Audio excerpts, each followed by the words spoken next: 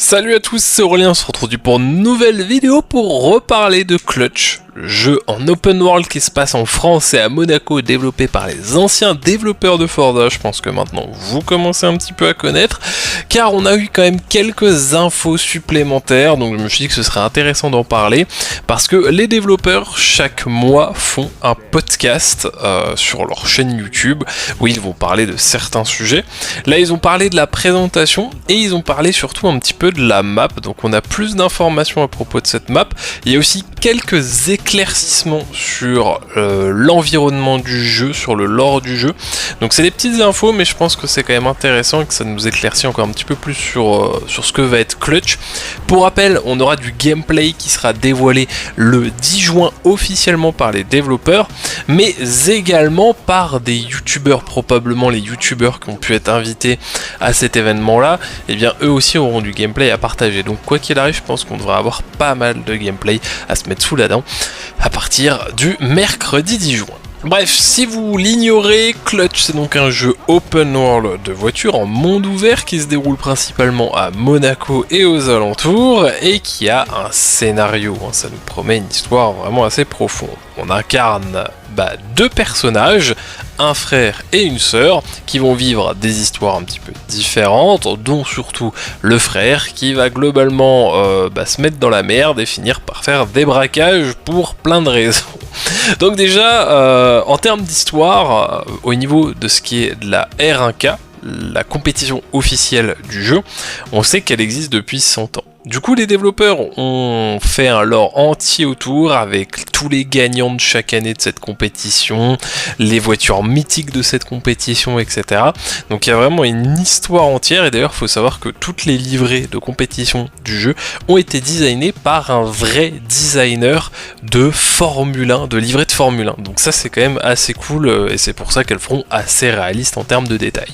Alors la chose qui était peut-être, c'est vrai que moi, après on pouvait s'en douter, mais qui n'est pas forcément explicitement dit dans les trailers, c'est qu'on aura la possibilité d'incarner les deux personnages. Donc un peu à la Need for Speed Payback où on avait 3 personnages et selon les missions on en jouait des différents, et bien là vous jouerez soit le frère soit la sœur selon les missions ou selon votre envie. En fait vous pourrez faire comme vous voulez au niveau de la jouabilité, mais il y a aussi des missions qui vous imposeront de jouer tel ou tel personnage. Donc on aura vraiment deux visions complètes différentes avec ce jeu, avec plus la partie course sur circuit et la partie braquage illégal, etc.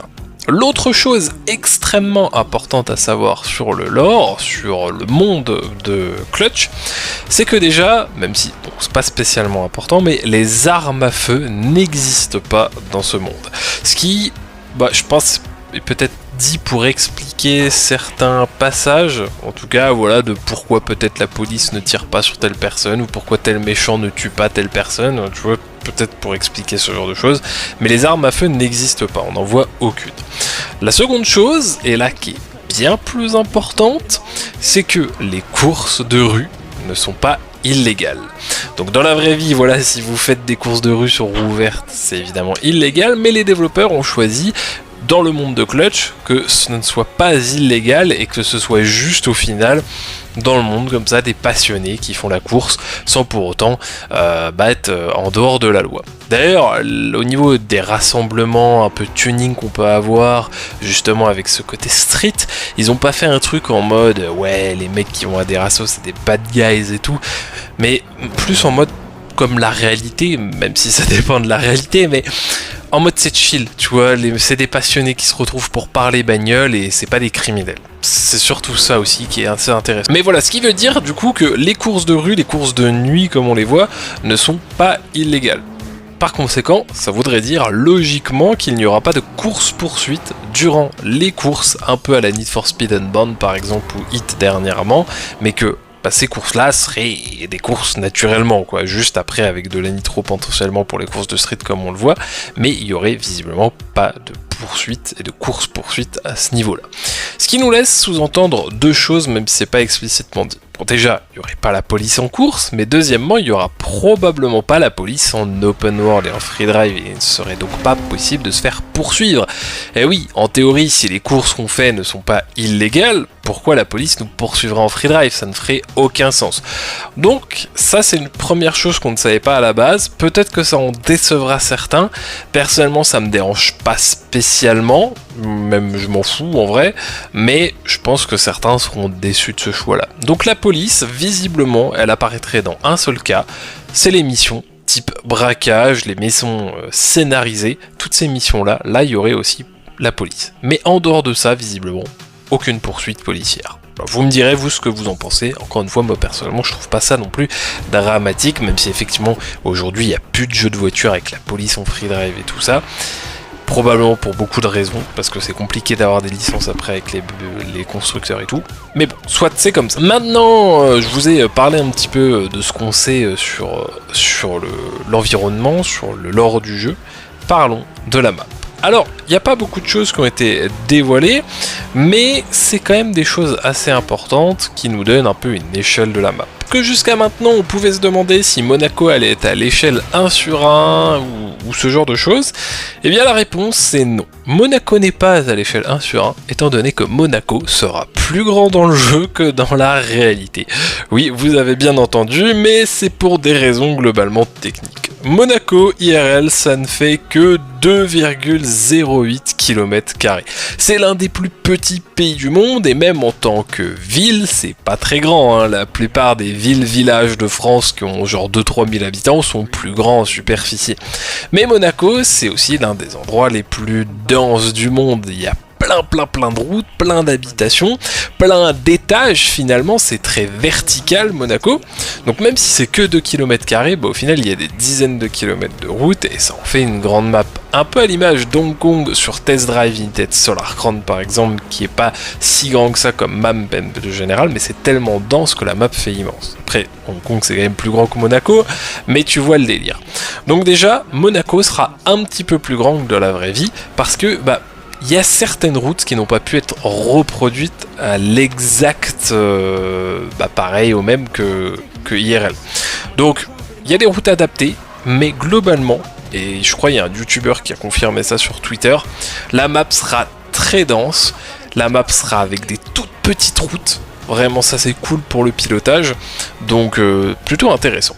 Donc Monaco, ce sera aussi la plus grande ville de la map de Clutch. Ce qui veut dire une chose, Monaco donc c'est le lieu principal de la map, mais surtout ce n'est pas la seule ville de cette map de Clutch.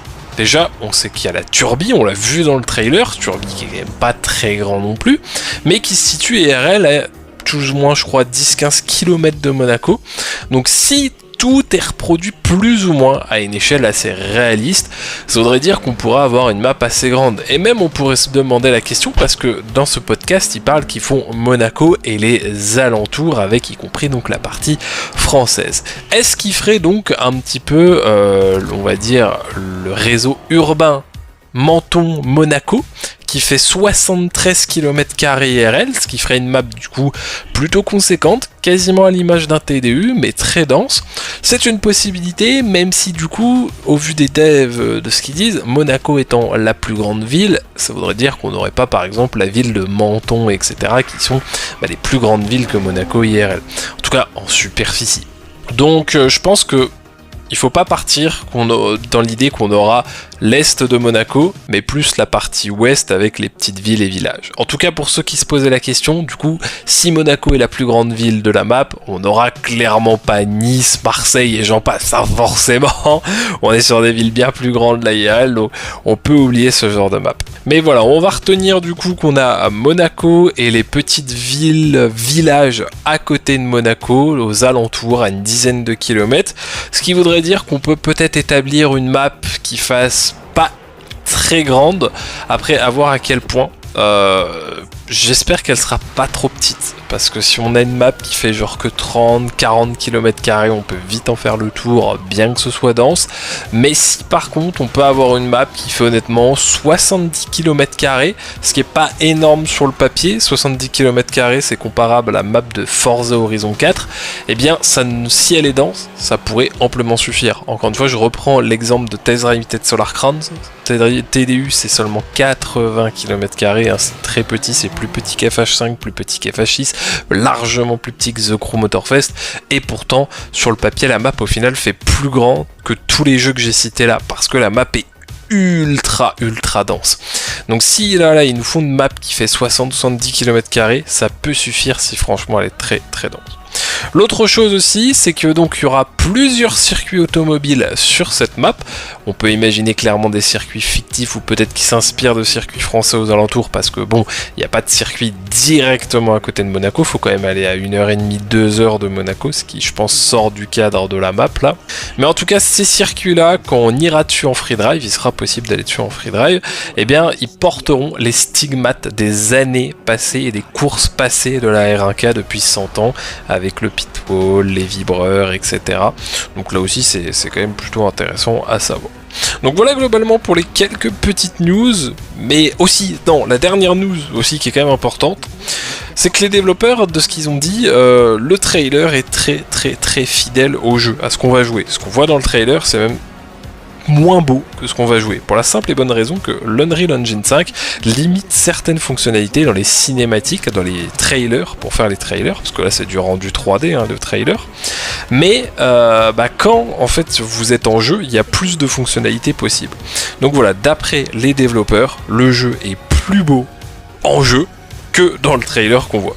Honnêtement, c'est plutôt bon signe du coup comme phrase, si c'est pas du bullshit, et je pense que c'en est pas. Donc voilà pour les quelques infos à retenir. C'est pas énorme encore une fois, mais ça permet de nous situer un petit peu plus sur le jeu. Le fait de contrôler deux personnages, ça c'est quand même une bonne chose. Le fait de ne pas avoir la police théoriquement en free drive, encore une fois ça c'est pas confirmé, mais si rien n'est illégal dans ce jeu en termes de course automobile, logiquement il n'y a pas la police en free drive. Donc ça, ce sera une bonne nouvelle pour certains, une mauvaise pour d'autres. N'hésitez pas à me dire ce que vous pensez de cette news là. Et pour la map, moi personnellement je mise sur une map entre 50 et 70 km², ce qui est pas énorme, mais ce qui pourrait suffire si elle est bien dosée.